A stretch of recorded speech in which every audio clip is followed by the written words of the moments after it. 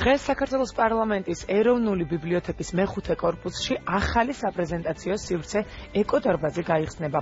პრეზენტაციის ფარგლებში ეროვნული ბიბლიოთეკის სამოქალაქო განათლების განყოფილება ციფრულ ბიბლიოთეკას დარადგენს, რომელშიც გარემოს დაცვის საკითხებზე შექმნილი წიგნები და საერთაშორისო კონვენციები იქნება თავმოყრილი.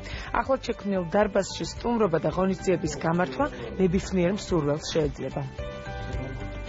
ეკოლოგია არის თანამედროვეობის ერთ-ერთი მთავარი თემა მთელ მსოფლიოში და შესაბამისად მე ვფიქრობ, რომ ეს თემა უნდა იყოს შესაბამისად წარმოდგენილი ეროვნულ ბიბლიოთეკაშიც კვლევების თვალსაზრისითაც ისედაც იქნება ეს თქვათ კონფერენციები, იქნება ეს თქვათ რაღაც თვალსაზრისით დისკუსიები, მოიხსენებათ რომ ბევრი პრობლემა არსებობს ამ თვალსაზრისით საქართველოში, მოკლედ ძალიან აქტიური დარბაზი გვექნება. ჩვენ მემორანდუმს ვაფორმებთ ორგანიზაცია ეკოხაბთან, რომელთან ერთადაც სწორედ ამ თემატიკაზე იქნება მუდმივად საუბარი.